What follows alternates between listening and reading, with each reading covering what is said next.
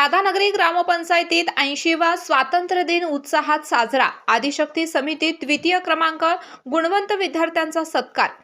स्वातंत्र्य दिनाच्या 80व्या वर्धापन दिनानिमित्त राधानगरी ग्रामपंचायतीच्या वतीने विविध उपक्रमांचे आयोजन करून स्वातंत्र्य दिन उत्साहपूर्ण वातावरणात साजरा करण्यात आला।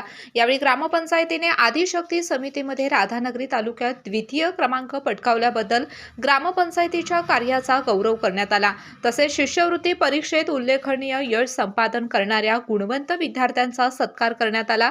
कार्यक्रमात लोकनियुक्त सरपंच सविता भाटळे यांनी उपस्थितांना स्वातंत्र्य दिनाच्या शुभेच्छा दिल्या। आदिशक्ती समितीमध्ये ग्रामपंचायतीला मिळालेले द्वितीय क्रमांकाचे यश हे ग्रामपंचायत पदाधिकारी, कर्मचारी आणि ग्रामस्थ यांच्या एकजुटीचे, सहकार्याचे आणि सामूहिक प्रयत्नांचे फलित असल्याचं त्यांनी सांगितलं। ग्रामपंचायतीच्या विकास कामांना ग्रामस्थांकडून मिळणाऱ्या सहकार्याबद्दल त्यांनी सर्वांचे आभार मानले। नमस्कार। आज 15 ऑगस्ट निमित्त मी सर्वांना खूप खूप शुभेच्छा देते। तसेच 15 ऑगस्ट निमित्त आज शिष्यवृत्तीच्या सर्व गुणवंत विद्यार्थ्यांचा आज सत्कार केलेला आहे। तसेच आमच्या ग्रामपंचायतीला राधानगरी तालुक्यात आदिशक्तीमध्ये दुसरा क्रमांक मिळालेला आहे। त्याच्याबद्दल सर्व गावकरी, सर्व राधानगरी कर्मचारी, ग्रामस्थ यांचे मी खूप खूप आभार मानत आहे। यानंतर शिष्यवृत्ती परीक्षेत यश मिळवलेल्या गुणवंत विद्यार्थ्यांचा मान्यवरांच्या हस्ते सत्कार करण्यात आला।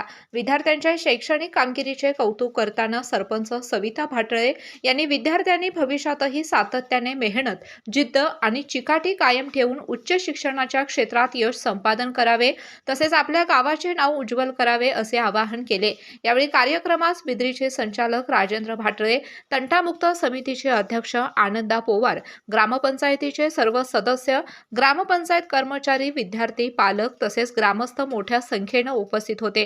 केके न्यूज साठी राधानगरीहून मिलिंद कांबळे। जशी प्रत्येक मोठ्या यशामागे मेहनत असते, तसेच प्रत्येक यशामागे योग्य मार्गदर्शन असते। आम्ही जेईई, नीट आणि MST CET च्या यशाने उज्ज्वल भविष्याचा पाया घालतो। अभिनव सायन्स अकॅडमी, अचूक मार्गदर्शन घ्या, उद्याचा इतिहास घडवा।